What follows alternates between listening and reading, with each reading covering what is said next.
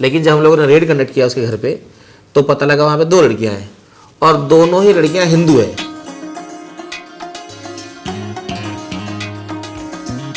नमस्ते, भारत एक खोज के आज के इस एपिसोड में आप सभी का स्वागत है। मैं विक्रम गोस्वामी।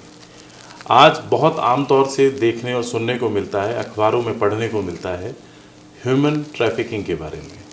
ये एक बेहद गंभीर समस्या है जिससे लड़ाई लड़ रही एक संस्था मिशन मुक्ति फाउंडेशन के चेयरपर्सन संस्थापक हमारे साथ में हैं वीरेंद्र जी। वीरेंद्र जी, आपका बहुत बहुत स्वागत है। आपका भी धन्यवाद। वीरेंद्र जी, अगर मैं बात करूं कि ह्यूमन ट्रैफिकिंग का मुख्य कारण क्या है, क्यों ये भारत में डे बाय डे बढ़ती जा रही है समस्या? देखिए विक्रम जी, मेरा जो लास्ट 15-16 साल का जो एक्सपीरियंस है, उससे एक्सपीरियंस जो मैंने देखा है, सबसे ज़्यादा जो बड़ा कारण है वो एक गरीबी है। मोस्टली जो लड़कियां हैं झारखंड से, वेस्ट बंगाल से ट्रैफिकिंग करके लाई जाती है और ये उस इलाके से लाई जाती है जहाँ पर मतलब ढंग से खाने को नहीं है इनके पास में, पहनने को नहीं है। तो मैं इसका सबसे बड़ा कारण मानता हूँ गरीबी। किसी भी संस्था को बनाने के पीछे कोई ना कोई कारण रहा होता है, मतलब कोई कारण होता है कि आपने मिशन मुक्ति फाउंडेशन बनाई। क्या कारण था कि आपके मन में विचार आया कि आपको एक ऐसी संस्था बनानी चाहिए जो इस लड़ाई को लड़ेगी, समाज के उत्थान का काम करेगी? कब ये मन में विचार आया? विक्रम जी, बात ऐसी है कि 2010 के आसपास की बात है ये। हम लोग कुछ फ्रेंड्स वगैरह ऐसे घूमने के लिए हम लोग एक बार जिज्ञासा हुई कि हमने बहुत सुना था जीबी रोड के बारे में। तो मैं और मेरे कुछ मित्र हम लोग पहुँचे जीबी रोड। जीबी रोड पहुँचने के बाद हम लोगों ने सुन तो बहुत रखा था कि यहाँ पर ज़बरदस्ती लड़की और खाया था इस टाइप का। तो वहाँ पर मैं भी एक लड़की से मिला। मिलने के बाद मैंने देखा उसके पैरों में जख्म के निशान हैं। तो मैंने सब जिज्ञासा से पूछना चाहा कि ये चोट कैसे लगा। उसने बताया नहीं। ये सिलसिला चलता रहा मिलने मिलाने का। फिर कुछ दिनों बाद उसने बताया कि उसको ट्रैफिकिंग करके, मेरे लिए ट्रैफिकिंग सब नया था उस टाइम में, ट्रैफिकिंग सब नहीं जानता था, ह्यूमन ट्रैफिकिंग वगैरह कुछ नहीं जानता था। तो उस वक्त उस लड़की ने बताया मुझे कि उसको कुछ टाइम पहले उसके एक रिलेटिव ने ला करके यहाँ पर बेच दिया था और जब से वो यहाँ पर जबरन उसको रख करके यहाँ पे उससे वेश्यावृत्ति कराई जा रही है। तो अब क्योंकि हमने कभी ह्यूमन ट्रैफिकिंग के बारे में सुना नहीं, शब्द नए थे हमारे लिए। अब मेरे लिए ये चैलेंज था कि मैं इसको यहाँ से निकालूँ कैसे। उसने मुझे बताया कि मुझे घर जाना है यहाँ से। तो हम तो बिल्कुल भी इस फील्ड में किसी को जानते तक नहीं थे। इवन पुलिस के पास जाने में भी हमें डर लगता था, जैसा कि सभी को डर लगता है, मुझे भी बहुत डर लगता था। हमने फिर किसी से बात करते करते हमने एक न्यूज़ चैनल से बात की और उनसे बात करने के बाद मैंने उनको सारा कुछ बताया। तो उन्होंने बोला हाँ हम करवाएंगे इसको रेस्क्यू। तो हम लोगों ने प्लान किया है, जो न्यूज़ चैनल थे वो हमारे साथ गए एक दिन, जा कर के स्टिंग ऑपरेशन किया। स्टिंग ऑपरेशन में उस लड़की का स्टेटमेंट लिया। उसके बाद एक दूसरी एनजीओ को शामिल किया गया। और उस वक्त तक मैं एनजीओ का नाम भी, मतलब एनजीओ भी मुझे समझ में नहीं आता एनजीओ है क्या।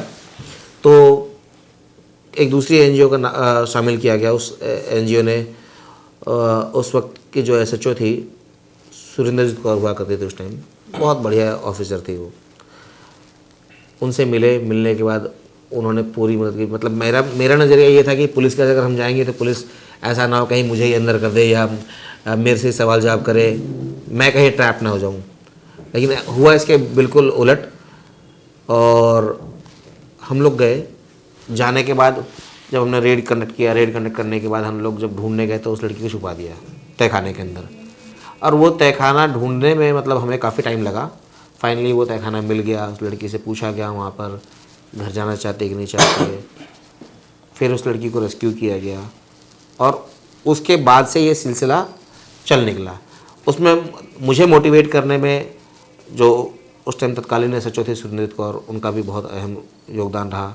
एक मेरे सीनियर थे मिस्टर सुबीर रॉय, जो उस वक्त उस एनजीओ में थे, जिन्होंने उस लड़की को रेस्क्यू करने में मेरी मदद की थी। वो आज भी मेरे मेंटोर हैं और हमें आज भी वो गाइड करते हैं। तो इन दो लोगों का बहुत अहम रोल रहा इस ऑर्गेनाइजेशन को बढ़ाने के लिए। अच्छा, ऑर्गेनाइजेशन की बात करें तो मिशन मुक्ति फाउंडेशन 2018 में हमने रजिस्टर्ड किया। उससे पहले मैं इंडिविजुअल दूसरे ऑर्गेनाइजेशन के साथ मिलकर काम कर रहा था।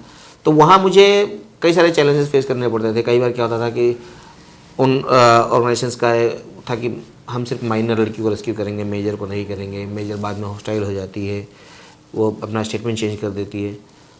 अब मेरे लिए क्या था कि विक्टिम तो कोई भी हो सकता है, क्या माइनर और क्या मेजर। जब वो हम उसमें सब जोड़ ही रहे हैं फोर्सफुली, तो फोर्सफुली तो किसी के साथ भी कर सकते हैं। तो कई सारी ऑर्गेनाइजेशन के साथ मेरा बना नहीं फिर कि ये तो मतलब हेल्प करेंगे तो सिर्फ माइनर को करेंगे, मेजर को नहीं करेंगे। ऐसा इंसिडेंट हमारा से एक जीबी रोड का केस आया, उसमें हमने एक ऑर्गेनाइजेशन से हेल्प मांगी, उसने मना कर दिया, बोला कि नहीं मेजर है, और लड़की जाना चाहती थी। कब की बात रही होगी? ये बात है करीब 2016-17 के आसपास की बात है। जब आपने संस्था रजिस्टर्ड नहीं की थी। उससे पहले हम कई सारे रेस्क्यू कर चुके थे। मैं कर चुका था कई सारे ऑर्गेनाइजेशन साथ में, एक ऑर्गेनाइजेशन कई ऑर्गेनाइजेशन के साथ में काम कर चुका था individually as a social activist. तो फिर उस लड़की के लिए वो हमने हमारे पास हमारे इन्फॉर्मर के थ्रू एक खबर आई कि कोठा नंबर 42 में एक लड़की है जिसको फोर्सफुली रखा हुआ है और वो घर जाना चाहती है। कर्नाटका की लड़की थी। हमने कहा ठीक है, फिर मैं उसमें डिकॉय क्लाइंट बन के गया और हमने उसका स्टिंग किया। मेरे पास आज भी स्टिंग की वो वीडियो पड़ी हुई है। तो लड़की ने बताया कि उसको घर जाना है, उसको जाने दे नहीं रहे, कुछ टाइम पहले ही लेके आए थे। तो मैंने जिस और संस्था के साथ मैं काम कर रहा था उसको मैंने ये इन्फॉर्मेशन पास ऑन किया। पास ऑन करने के बाद उन्होंने बोला नहीं वीरेंद्र ये तो मेजर है और इसमें हम लोग क्या कर सकते हैं, बाद में अभी तो रेस्क्यू कर लेंगे, बाद में ये हॉस्टाइल रहेगी। मैंने कहा बाद में तो ठीक है, बाद में वो अपनी मर्जी से लाइफ जीना चाहती है जिए, लेकिन कम से कम अभी यहाँ से तो हम इस नर्क से तो हम उसको निकालें। उन्होंने साफ मना कर दिया। फिर मैंने सोचा कि क्यों ना हम अपनी ही ऑर्गेनाइजेशन बनाएं हम। अच्छा, फिर उसके बाद मैं लोकल पुलिस में भी गया, थाना कमलानगर में गया, तो उन्होंने भी मुझे मना कर दिया, बोला आपका क्या मतलब बनता है। फिर उसमें ये भी रहा कि उस लड़की के लिए हमने वहाँ के जहाँ की लड़की थी जब हमने अच्छा, तो फिर हमने वहाँ के पुलिस से बात करके जहाँ ये लड़की थी उसकी मिसिंग तक ले आए हम कि उसकी सारी मिसिंग है और ये लड़की यहाँ पर इस कोठे में हमने स्पॉट किया, इसको रेस्क्यू करवा दीजिए। कह रहे आपका क्या मतलब बनता है। अच्छा, पुलिस ने सपोर्ट पुलिस ने सपोर्ट मना कर दिया। फिर इस तरीके से मोटिवेट होकर के हम लोगों ने कि जब देखा कि जब दूसरी ऑर्गेनाइजेशन तो हेल्प करेगी नहीं, और मैंने देखा कि पुलिस अगर ऑर्गेनाइजेशन है, ऑर्गेनाइजेशन की ज़्यादा सुनती है इंडिविजुअल के मुकाबले, तो हमने 2018 में मैंने और मेरी धर्मपत्नी ने मिलकर के हमने ये नया ऑर्गेनाइजेशन रजिस्टर्ड कराया और तब से अभी तक कंटिन्यू कर रहे हैं और सैकड़ों जिंदगियों को हम लोग रेस्क्यू कर चुके हैं, बचा चुके हैं। तो वीरेंद्र जी, क्या मेन कारण रहता है, क्या कैसे निशाना बनाया जाता है इन लड़कियों को, इन बच्चों को, जो ह्यूमन ट्रैफिकिंग के लिए बच्चों को बहुत आसानी से निशाना बना लेते हैं लोग? तो क्या मुख्य कारण आप देखते हैं कि किन तरीके से वो लेकर आते हैं, क्या उनका निशाना बनाने का तरीका है? देखिए, पहले के बिफोर लॉकडाउन और आफ्टर लॉकडाउन दोनों बताता हूँ आपको मैं। बिफोर लॉकडाउन तो ट्रैफिकिंग होती थी लेकिन बहुत कम होती थी। अच्छा, पहले का क्या था, ज़्यादातर लड़कियाँ वेस्ट बंगाल से, झारखंड से, उड़ीसा से या इधर आंध्र प्रदेश हो गया, कर्नाटका, तमिलनाडु से लड़कियाँ को सिर्फ फ्लैश टाइड के लिए लाया जाता था। अच्छा, उसमें तरीका क्या होता था, किसी को नौकरी का झांसा देना, मैक्सिमम ये होता था कि प्यार का झांसा दे करके ले आते थे, ला करके यहाँ पर जीबी रोड अपने यहाँ है वहाँ बेच देते थे।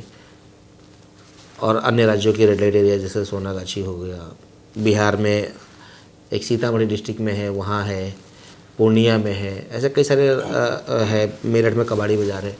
इन जगहों पर लड़कियों को ला करके नेपाल से कहीं कहीं से ला करके बेच दिया जाता था जॉब के लालच में। प्यार का मैक्सिमम उसमें जो हमने देखा वो प्यार का झांसा दिया जाता था। और उन सब में कॉमन चीज़ एक थी कि एक राजू नाम का आदमी हुआ करता था जो आज भी वांटेड है कमलानगर थाने के कई सारे केसेस में। अब राजू तो सभी कॉमन नेम था, सब जितने भी हमने FIR देखा या कराया, लड़की का एक ही कहना था राजू नाम का आदमी मुझे मिला और वो उससे मुझे प्यार हो गया। उसने कहा दिल्ली चल के हम साथ में काम करेंगे, दोनों कमाएंगे, और ला करके मुझे बोला कि मेरी एक रिश्तेदार रहती है इस घर में, यहाँ रुको, और अगले दिन मुझे पता लगा कि वो बेच के चला गया। तो इस तरीके का देखा गया, हम लोगों ने देखा जो कि प्यार और नौकरी, बस यही उस टाइम था। अच्छा, अब हम बात करें आफ्टर लॉकडाउन। लॉकडाउन के बाद क्या हुआ, तरीका चेंज हो गया, मॉडस ऑपरेंडी इनका चेंज हो गया। जो ट्रैफिकर्स है, मॉडस ऑपरेंडी क्या चेंज हो गया, पहले तो हम लोग देखते थे अननोन लड़की है, उसको मिस कॉल दिया, मिस कॉल से प्यार हो गया, बात आगे बढ़ी, धीरे धीरे वो प्यार में तब्दील हो गया, लड़की को ले आया, ला करके यहाँ रख दिया। आफ्टर लॉकडाउन हम देख रहे हैं, क्योंकि ऑनलाइन क्लासेस स्टार्ट हो गया और हर पेरेंट्स की मजबूरी हो गई कि वो बच्चे को फ़ोन देना ही देना उसको ऑनलाइन क्लास कराने के लिए। अच्छा, पहले क्या होता था, बिफोर लॉकडाउन क्या होता था, जो 14 साल से 15 साल से ऊपर की लड़कियां होती थी वो शिकार होती थी। लेकिन आफ्टर लॉकडाउन जो है, मेरा सबसे कम उम्र का लड़की जो मैंने रेस्क्यू किया वो 12 साल की लड़की रेस्क्यू की है। इन सब का क्या हो गया कि अभी सोशल मीडिया आ गया। सोशल मीडिया आने के बाद इंस्टाग्राम है, फेसबुक है, इस टाइप के, तो ये बड़ा ही आसानी से रीच कर रहे हैं उन लड़कियों के पास में। अपनी एक फेक डीपी लगा ली, फेक फोटो प्रोफाइल बना लिया, लड़कियों को मीठी मीठी बातें की, झांसा दिया और ट्रैप कर लिया। मैं आपको एक किस्सा बताता हूँ।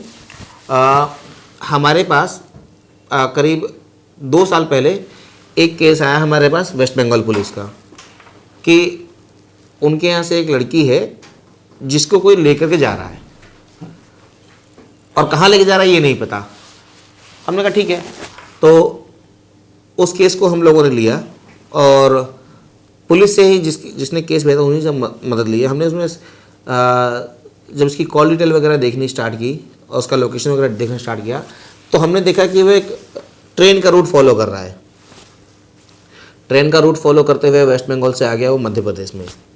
मध्य प्रदेश में आने के बाद लड़की ने क्या किया, लड़की ने एक को पैसेंजर के फ़ोन से लेकर के बस स्टैंड से फ़ोन कर दिया अपने घर पे कि मेरे को ऐसे यहाँ पर हूँ मैं और ये मुझे कहाँ ले जा रहा है मुझे नहीं पता, मुझे बचा लो। पुलिस, उसमें वेस्ट बंगाल पुलिस का भी बहुत तारीफ़ करना पड़ेगा, क्योंकि बहुत ही तेज़ी में वो एक्शन ले रहे थे और तुरंत के तुरंत हमें भी शेयर कर रहे थे वो इन्फॉर्मेशन।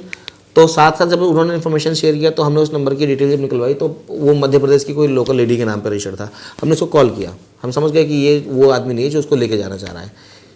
तो उससे हमने बात किया, उसको समझाया कि हमने ऐसे एक लड़की का केस डील कर रहे हैं, आपके नंबर से फ़ोन आया था। तो उसने बोला हाँ भैया, कोई लेडी थी, बोला हाँ भैया फ़ोन तो मेरे से ही किया था।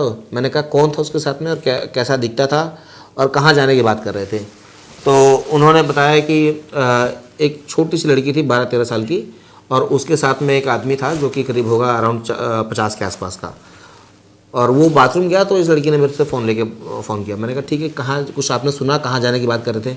तो इन्होंने बोला कि हाँ ये राजकोट जाने की बात कर रहे थे, राजकोट की बस ढूंढ रहे थे। हमने कहा कितना देर हो गया बस गए हुए? तो कह रहे कि भैया बस गए हुए तो 2-3 घंटे हो गए। तो ठीक है हम देखते हैं। तो हमने वहाँ के ये था अपना इंदौर का, तो हमने इंदौर में उनके एसपी साहब को फ़ोन किया और एसपी साहब से फ़ोन करने के बाद हमने उनको बताया कि ऐसे एक किडनैपिंग केस है, एक माइनर लड़की है इसको कोई ल्यूर करके लेके जा रहा है, ट्रैफिकिंग करके लेके जा रहा है, उसको रेस्क्यू करना है। तो उन्होंने एक थाना पड़ता है छोटी ग्वालटोली, उसकी एसएचओ थी सविता चौधरी जी, उनसे संपर्क कराया। सविता चौधरी जी ने जो एक्शन लिया वो काबिल तारीफ़ थी। हमने उनको डिटेल बताई कि ये सिचुएशन है और ऐसी ये लड़की जा रही है, इसको कोई आदमी लेके जा रहा है राजकोट की बस पे। बस करीब 2 घंटे पहले निकल चुकी है। उन्होंने अपनी टीम लगाई, कई टीमें लगाई उन्होंने। टीम लगाने के बाद वहाँ से पता लगा कि इस ड्यूरेशन में 3 बस राजकोट के रूट पे है, अभी निकल चुकी है। फिर हमने वो लड़की फ़ोटो थी तो एसएचओ ने क्या किया कि जितने भी जो ऑन रूट बस थी उन सभी के ड्राइवर और कंडक्टर को फ़ोटो दिया। उसमें से एक ड्राइवर ने कंफर्म किया कि ये लड़की मेरे बस में है, कंडक्टर ने कंफर्म किया। इमीडिएटली उस बस के ड्राइवर को बोला गया कि आगे थाना आ रहा है धार ज़िले में, और वहाँ उस बस को इंटरसेप्ट करके रोका जाए। फाइनली उस लड़की को वहाँ रोका गया। रोकने के बाद उस बच्ची को और उस आदमी को इंटरसेप्ट कर लिया गया। तो लड़की से पूछा कि भाई तुम इसको कैसे जानती हो? तो उसने बोले कि सर ये तो फेसबुक के थ्रू मिला था मुझे, और फेसबुक में जो उसने हमें फ़ोटो दिखाई वो फ़ोटो रही होगी 20-22 साल के लड़के की, और आदमी की फ़ोटो एकदम 50 साल का। बाद में पता लगा वो किस लिए लेके जाना चाहता, तो वो वहाँ पर वेश्यावृत्ति कराने के लिए उस लड़की को ले जाता। तो इसमें हमने देखा कि ऑनलाइन जैसे फेसबुक हो गया, इसके थ्रू आजकल हम लोग जो केस कर रहे हैं मैक्सिमम केस में यही है कि या तो इंस्टाग्राम से जान पहचानती है लड़की, वेस्ट बंगाल की, लड़का हरियाणा का, दिल्ली का। मैं एक और आपसे स्टोरी शेयर करता हूँ। सवाल था मन में, क्योंकि बहुत ज़्यादा सुनने को मिलता है लव जिहाद जैसी समस्याएं। मैं इसी मुद्दे पे ही आ ही रहा था मैं आपसे एक किस्सा शेयर करता हूँ। हमारे पास एक केस आया वेस्ट बंगाल का, ये भी वेस्ट बंगाल का केस था। वेस्ट बंगाल पुलिस ने भेजा हमारे पास ये केस। उस केस में हमारे को बताया गया कि एक 14 साल की लड़की है, उसको कोई बहला फुसला के ले गया है और वो मिल नहीं रही है। हमने कहा ठीक है, उसकी इन्वेस्टिगेशन हमने स्टार्ट किया अपने अपने तरीके से, पुलिस की भी हेल्प ली हमने। तो फिर उसमें हम लोगों ने जो देखा तो उसकी लोकेशन हमें मिली लड़के की शामली में। जिस लड़की जिस नंबर से बात कर रही थी उसकी लोकेशन शामली मिली। हम लोगों ने NCPCR से संपर्क किया, NCPCR ने SP शामली को लेटर भेजा और हम लोग वहाँ पहुँचे। वहाँ से एक टीम बनाया गया। जब टीम बनाया गया तो हमने देखा कि लड़की तो हिंदू है, लेकिन जिस लड़के से वो बात कर रही है वो मुस्लिम है। और ये शामली के साथ कैराना गांव था, शायद कैराना थाना था, उसे के इलाके में मुस्लिम बहुल एरिया है वो। हम लोग डायरेक्ट उस लड़के का नंबर तो हमें मिला नहीं, देखा हमने उसके दोस्तों का नंबर 1 से 2 को उठाया, 2 से 3 को उठाया। जब तीसरे को उठा के उसके घर पहुँचे तो हम लोग हैरान रह गए कि वहाँ पर लड़की है ही नहीं। जिस घर में हमने दबिश दी, जिस लड़के पे हमें डाउट था कि इसके बाद से लड़की हो सकती है, वहाँ वो लड़की थी ही नहीं। फिर उस लड़के को डिटेन किया गया, लड़के से पूछताछ जब की गई सख्ती से, तो उसने बताया लड़की सर मेरे पास ही है लेकिन यहाँ नहीं है। मैंने कहा कहाँ है लड़की? तो उसने बताया लड़की जो है सर पानीपत में है। पानीपत की दूरी वहाँ से 40-50 किलोमीटर दूर थी। अच्छा, चौंकाने वाली बात ये कि उसके घर वालों तक को नहीं पता कि वो कोई लड़की भगा के लाया है। घर वाले भी अनजान थे इस बात से। हम लोगों ने फिर हरियाणा पुलिस से संपर्क किया और क्योंकि वेस्ट बंगाल पुलिस साथ में थी हमारे, इस लड़के को लेके गए और वहाँ पानीपत के एक किराए के मकान से उस लड़की को बरामद किया। लड़की से जब बातचीत हमने की तो लड़की को इसने अपना हिंदू नाम बताया। हिंदू नाम बता करके उसको वहाँ रख करके जहाँ पे किराए पे इसने मकान लिया था वहाँ भी इसने अपना एक फर्जी आधार कार्ड दिया हिंदू नाम से और वहाँ रखे रहा। और वो सिर्फ और सिर्फ इसको वहाँ पर इस्तेमाल करने आता था। बाकी टाइम अपने घर में रहता था, वो सिर्फ इसको इस्तेमाल करने आता था। और उसकी प्लानिंग ये थी कि 2-4 दिन यूज़ करके इसको किसी और को टिका देना, मतलब यानी किसी और को आगे बेच देना है। और जिस दिन हमने रेड किया उसी दिन सुबह उस लड़की का फ़ोन ले आकर उसने मार्केट में 4,000 रुपये में बेच दिया। पैसे खत्म हो गए थे। लड़की जो 50-60 हज़ार अपने घर से लेके आई थी वही पैसा वो यूज़ कर रहा था। नहीं, अभी तक आपकी संस्था ने लगभग कितने लोगों को रेस्क्यू किया है, कितने लोगों को बचाया है? उसमें कितने बच्चे होंगे, कितनी महिला होंगी? छोटा सा आइडिया अगर आप हमें दें। देखिए, हमारे हिसाब से करीब 1000 के आसपास हो चुका है अभी तक लड़कियों को। 1000 लड़कियों के आसपास महिला को इंक्लूड करके रेस्क्यू कर चुके हैं अभी तक पिछले 14-15 सालों में। और इसमें कई सारे ऐसे मामले मिले जैसा कि आपने अभी लव जिहाद का नाम लिया। हालांकि मैं नहीं बोलना चाहता इस पर ज़्यादा, लेकिन ये कुछ झूठ भी नहीं है। हमने कई सारे ऐसे मामले देखे जिसमें गलत नाम बता करके। अभी रिसेंटली मैं आपको बलरामपुर का एक किस्सा बताता हूँ। बलरामपुर में भी ऐसा ही हमारे पास वेस्ट बंगाल पुलिस का ही केस था।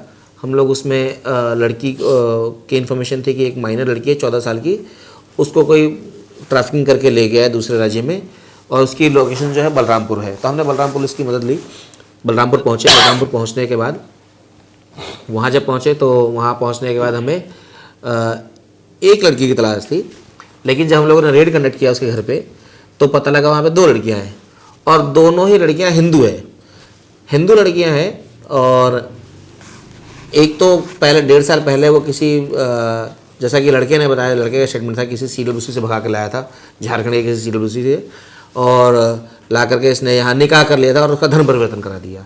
एक तो ये, और दूसरा वो लड़की भी हिंदू थी जो अच्छा वो अपने दोस्त के लिए उसने वो भगा के लाया था, जो दूसरी जिसके हम तलाश रहे थे। उस लड़के ने अपना नाम सागर बताया था उस लड़की को और वो सागर के चक्कर में यहाँ आ गई। लेकिन जब हमारी इन्वेस्टिगेशन स्टार्ट हुई तो पता लगा वो लड़का जो मुंबई बैठा हुआ है, मुंबई में रहता था वो, और उसका नाम नईम अंसारी है। तो इस तरीके के कई सारे मामले देखने को मिलते हैं। अगर मैं बात करता हूँ, आपकी संस्था क्या ऐसे कदम उठा रही है जिससे समाज में जागरूकता आए और ये घटनाएं कम हो सकें? कुछ ऐसी योजनाएं, कुछ ऐसी ट्रेनिंग आप लोग समाज में कुछ? देखिए, हम लोग जगह जगह जा करके हम लोग उसका कैंपेनिंग करते हैं, ट्रेनिंग देते हैं, अवेयरनेस प्रोग्राम। जैसे अभी हम लोग बिहार जाते हैं, बिहार में अखबारों में भी निकलवाते हैं।